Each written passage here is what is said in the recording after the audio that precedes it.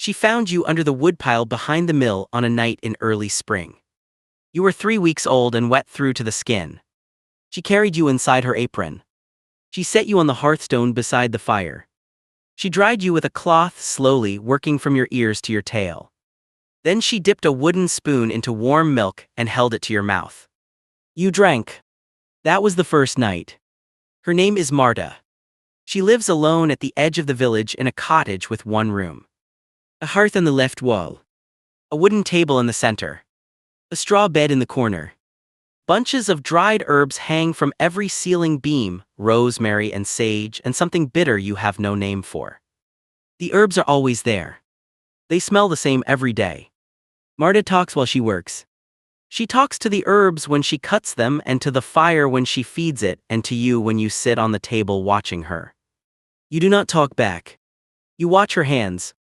They move constantly, cutting, sorting, bundling, tying. People come to the cottage for the herbs. A woman with a sick child stands at the door on a Tuesday and does not come inside. Marta hands her something wrapped in cloth and the woman leaves without looking at you. An old man comes for his joints and sits by the hearth for a while. He scratches behind your ears with rough fingers. You let him.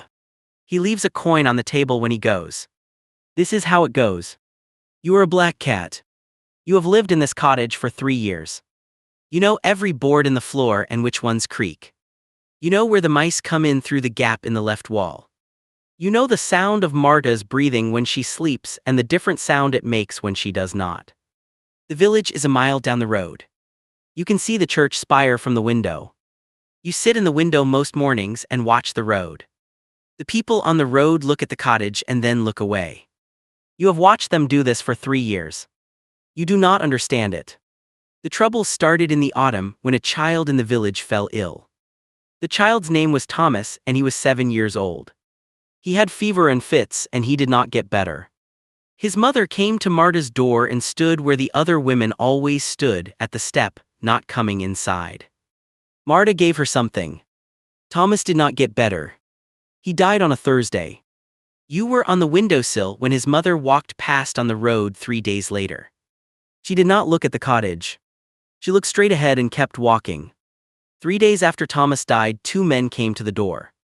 They wore dark coats and one of them carried a book. Marta opened the door. They asked her questions and their eyes moved around the inside of the cottage while they talked. They looked at the herbs on the beams. They looked at the fire. They looked at you sitting on the table. One of them pointed at you and said something to the man with the book. The man with the book wrote something down. Marta closed the door. She stood with her back against it for a long time without moving. You jumped off the table and walked to her feet and sat on them. She reached down and put her hand on your back. Her hand was cold. After that the neighbors watched. A woman standing at her gate staring at the cottage. A man pausing on the road. A child pointing from across the field. Marta stopped going to the village. She had enough herbs dried and enough meal in the sack and the well in the yard. She stayed inside. You stayed with her. The cottage was the same, the herbs on the beams, the fire, Marta at the table. But she talked quieter now. And she stopped going to the window. You went to the window instead. You watched the road for her. They came on a gray morning in November. 4 men this time, 2 in the dark coats and 2 carrying ropes. Marta was at the table when they knocked and she did not go to the door immediately. She stood and looked at you on the windowsill. You looked at her.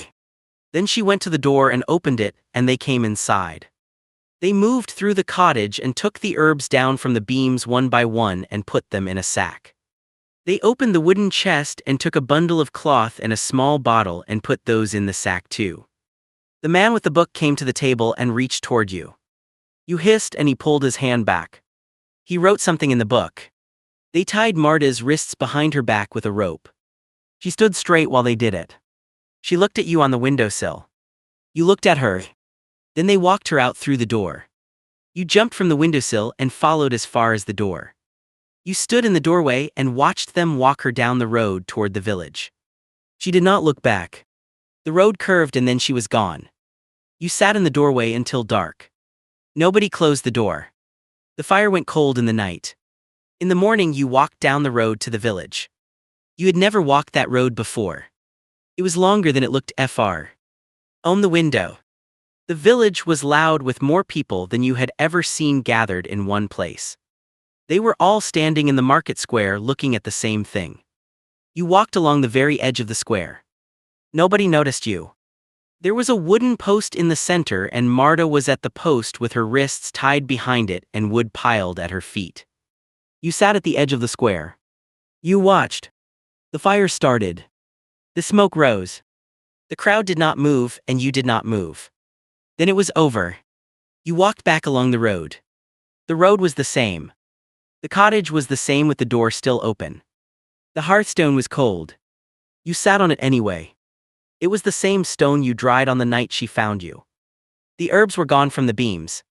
The chest was open and mostly empty. You sat on the hearthstone and waited.